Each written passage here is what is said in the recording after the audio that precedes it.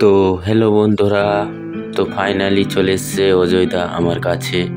তো অজয়দাকে জিজ্ঞেস করব যে তুমি অ্যাকশন মুভিটা মানে কিভাবে বানালে, যে ওই বইটা দেখে মানুষ এত আকর্ষিত হয়েছে যে ধারণার বাইরে। কিন্তু আমি খুব খুশি ওই বইটা দেখে। তো অজয়দাকে একটা কথা জিজ্ঞেস করব, এর পরবর্তী মানে কি কি সিনেমা নিয়ে আসছে এবং শুটিং চলছে কি না সেই ব্যাপারে কথা হবে। তো অজয়দা কোনো কথা বলছে না।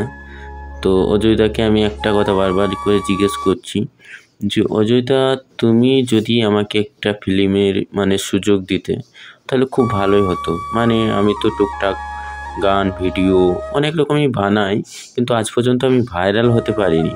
তো অজয়দাকে বলবো যে তুমি চান্স দেবে কিনা। তো অজয়দা মানে খুব ভালো মনের মানুষ, আর অজয়দার সাথে দেখা করার জন্য আমি অনেক চেষ্টা করছি, কিন্তু চেষ্টা করেও দেখা করতে পারিনি। তবে যাই হোক, আমার যোগাযোগটা হয়েছে কোনো রকমে, ওই জন্য অজয়দাকে আমাদের বাড়িতে ডাকলাম। ডেকে বেশ খুব ভালো লাগলো অজয়দার সাথে কথা বলতে। তো অজয়দাকে একটা কথাই জিজ্ঞেস করা ছিল যে অজয়দা, তুমি এখন সিনেমা কেন বানাচ্ছ না? মানে মানুষ আপনাকে দেখার জন্য মানে সিনেমার পর্দাতে দেখার জন্য অস্থির। তো এখন কেন বানাচ্ছে না সেটা আমি বুঝতে পারছি না। তো অজয়দা সেটা পরে আমাকে জানাবে।